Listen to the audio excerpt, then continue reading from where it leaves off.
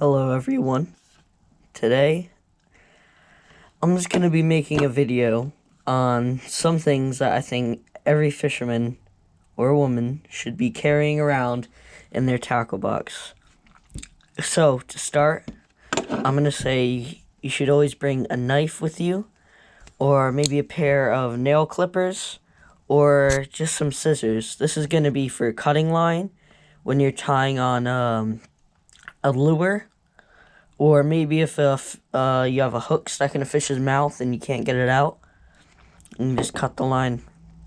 This could also be used for many other things, cutting worms in half if you don't want to use your hands, cutting bait in half, pretty much a bunch of stuff of that sort. Another thing I recommend always taking with you is some bobbers. Now, bobbers are very useful.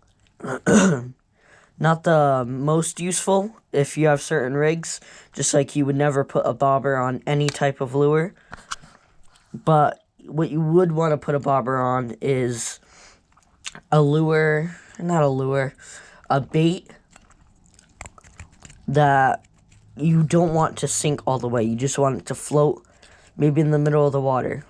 Because you can also put some sinkers on like this, and that will make it sink to the bottom, which is good for catfish and stuff like that. Another thing I could always recommend is bringing hooks. These could be offset worm hooks here, or they could be, shank hooks for bass, or maybe any other fish you're going for, where you'd attach bait to it. Another thing that I have to recommend is as a lure, always bring swim baits with you. These are very, very useful, and they imitate a lot of bait fish. Now, I'm just going to go over some lures. I'm just thinking you should always bring a topwater lure with you, no matter what it is. This one's for striper, actually, but you should just always throw topwater, unless it's winter. But topwater is just amazing, because during the winter, a lot of fish just go to the bottom and group up. So you're not going to be seeing many fish go up to the top of the water. This is my box with a little bit more swim baits in it. Yeah, it looks like I just got a bunch of stuff in here. Spoons are something that you should 100% always take with you. I'm going to show you this one. It doesn't matter what size, because spoons can catch you just about every single fish in existence. We got some more topwater. I actually really like these. These are ribbit frogs. I might leave a link in the description to buy some, because I use them quite a lot. They've caught me a bit of fish. I just got this right here.